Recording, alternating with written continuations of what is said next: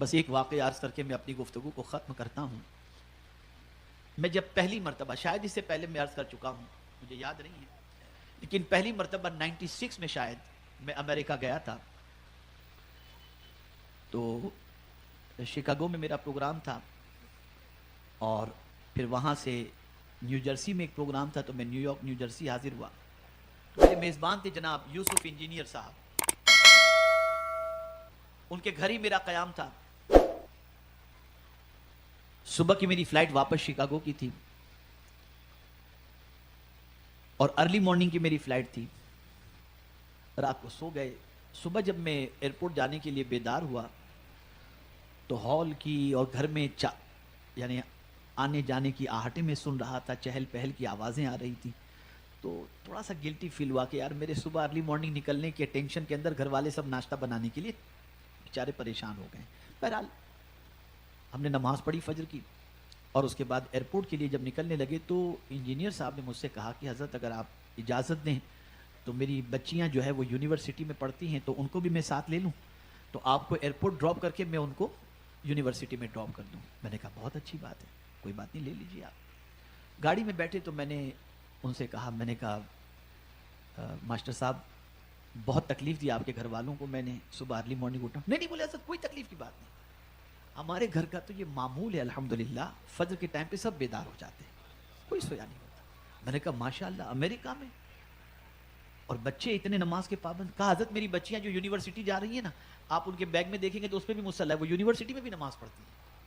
تو مجھے اور حیرت ہوئی، تو مجھے جاننے کا شوق پیدا ہوا کہ انہوں نے بچوں کو نمازی کیسے بنایا. سنیے، میں نے کہا ماسٹر صاحب یہ بتائیے کہ بچوں کو نمازی آپ نے کیسے بنایا.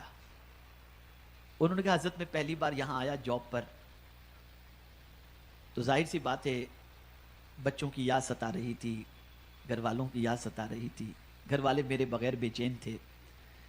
تو مجھے بچوں نے جو ہے وہ خط لکھنا شروع کیا کہ ابو ہم کو جلدی بلا لیجئے. مسز نے لکھنا شروع کیا. میں سوچ رہا تھا کہ ان کو یہاں کیسے بلاؤں، یہاں تو ایسا معاملہ ہے کہ بے حیائی اتنے عروج پر ہے کہ کہیں بچیاں آ کر یہاں بگڑ نہ جائیں. لیکن اب ان کے بغیر رہنا بھی میرے لیے مشکل تھا. تو میں سوچا یا اللہ میں کیا کروں. تو میں نے ایک میری عادت بنا لی، آپ بھی بنا لینا.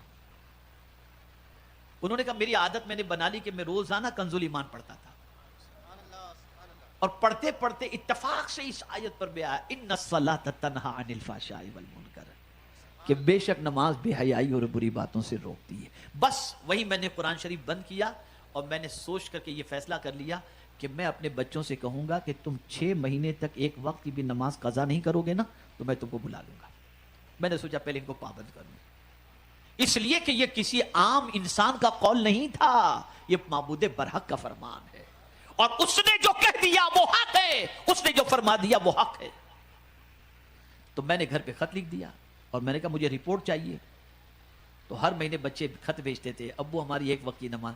تو جب 6 مہینے تک پابند بالکل نماز کے ہو گئے اور ایک وقت کی نماز بھی ان کی قضا نہیں ہوئی، میں نے پھر ان کے آنے کا انتظام کیا. کہ اس دن سے لے کر آج تک حضرت اتنے سال گزر گئے، میری بچیاں آج بھی نماز کی پابند ہیں، اور کسی بے حیائی کے اندر آج تک وہ مرتکب نہیں.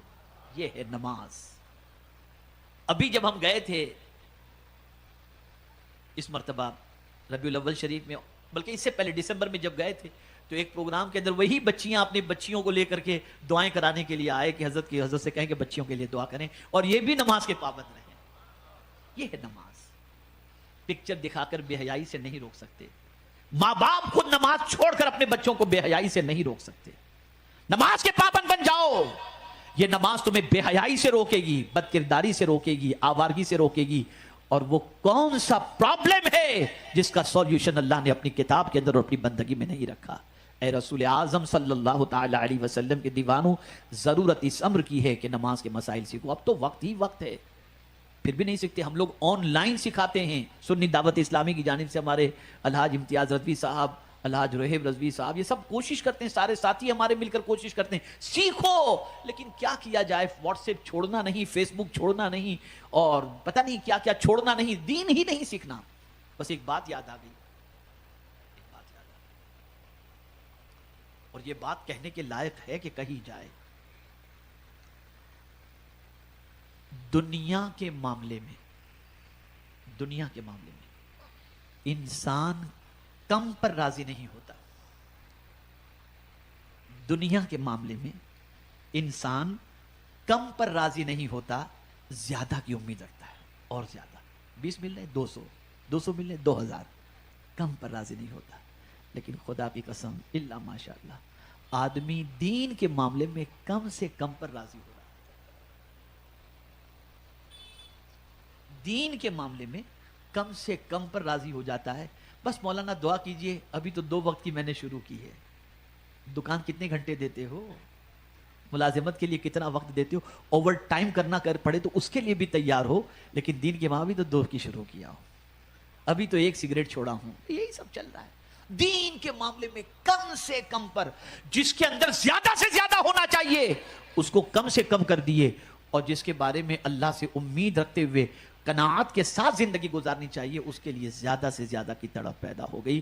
مسلمانوں اپنی سوچ درست کرو، نماز اس طرح پڑھو جیسے خدا کو دیکھ رہے ہو، اور اگر یہ خیال پیدا نہ ہو تو یہ خیال پیدا کرو کہ اللہ تمہیں دیکھ رہا ہے. نماز کو نماز کے طور پر پڑھو، اللہ کی بندگی کے اعتبار سے پڑھو. اللہ کی بارگاہ میں سربت سجود ہونے کے لیے اپنے دل کو بھی حاضر رکھو، اور نماز پڑھنے سے پہلے اللہ کی بارگاہ میں یہ بھی التجا کر لو، مولا فحاشی اور عریانیت اور بے حیائی کا سیلاب پوری دنیا کو اپنی لپیٹ میں لینے کی کوشش کر رہا ہے. مولا میں نماز کے لیے حاضر ہو چکا ہوں، اور تیرا فرمان حق ہے. اے اللہ میں سدھرنا چاہتا ہوں، مجھے ایسی نماز پڑھنے کی توفیق عطا فرما جو مجھے بے حیائی سے بچا لے، بد کرداری سے بچا لے. ماحول بے حیائی کا اتنا بڑھ چکا ہے کہ میرے پیارے آقا صلی اللہ علیہ وسلم کے پیارے دیوانوں، بڑی معذرت کے ساتھ پاک دامن نوجوان اور پاک دامن نوجوان لڑکی اگر آج تلاش کرنا چاہیں تو بہت مشکل ہوتا جا رہا ہے. الا ماشاء اللہ، بہت حالات خراب ہو گئے، بہت حالات خراب ہو گئے. اس لیے سوچ بدلو، بے حیائی سے بچنا ہے، نماز صحیح طور پر ادا کر